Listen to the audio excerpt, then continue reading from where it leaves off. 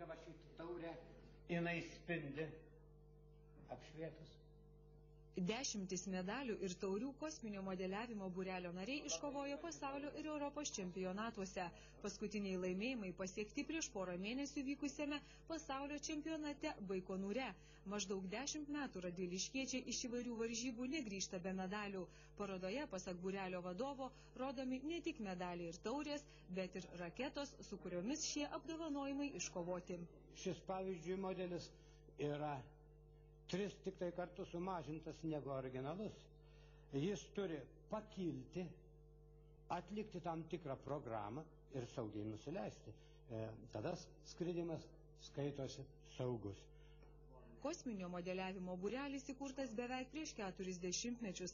Jo įkūrėjas mokytojas Karmonas sako, dar besimokydamas institute susidomėjęs modeliavimu ir šiuo techniniu sportu užkrėtęs savo mokinius. Pasak mokytojo, niekada netrūkdavę norinčiųjų savo rankomis sukurti raketą.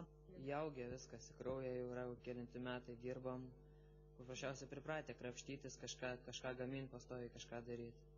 Visi modeliai gaminami itin kruopščiai, pagal tarptautinės aeronautikos patvirtintus nuostatus. Kiekviena net ir smulkiausia detalė turi atitikti visus standartus. Tokį modelį reikėtų gaminti moksleiviui gerus metus, vos ne kiekvieną dieną dirbant po 3-4 valandas. Po parodos kosminiai modeliai dar nekeliaus į sandėlius. Su jais mokiniai tikisi į Radviliškį parvežti